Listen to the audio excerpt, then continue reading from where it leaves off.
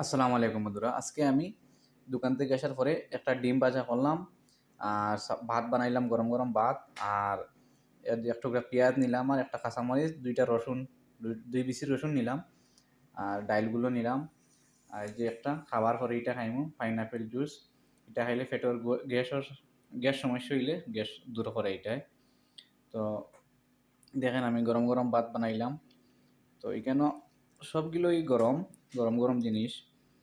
কুয়েতে একটা জিনিস ভালো আছে যে আপনার খাবারগুলো ফ্রেশ পাওয়া যায়, কোনো ভেজাল ছাড়া পাওয়া যায়, কোনো ভেজাল নাই খাবারে, কিন্তু তাল্লাজাত থাকে। বিসমিল্লাহির রহমানির রহিম। তাল্লাজাত থাকে, এর কারণে স্বাদ কমে যায় একটু। আলহামদুলিল্লাহ, খুব মজা হয়েছে।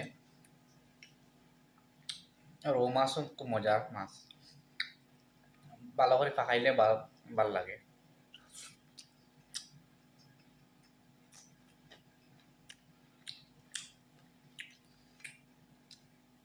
আমি আজকে ডিম ভাজা করলাম পেঁয়াজ মরিচ ছাড়া, খুব মজা, শর্টকাট, একদম শর্টকাট রান্না।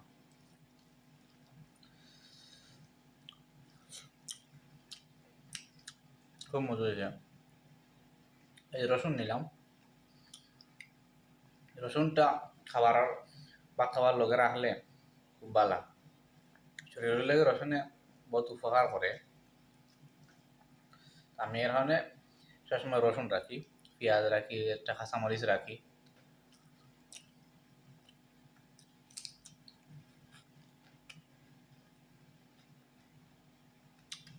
খুব মজা হয়েছে।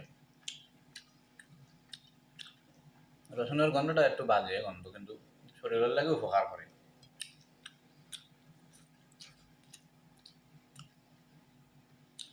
খুব ভালো জিনিস, রসুন খুব ভালো জিনিস।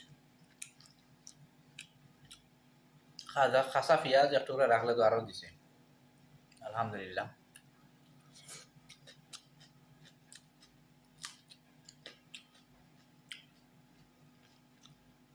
খুব মজা হয়েছে। খাবারটা আজকের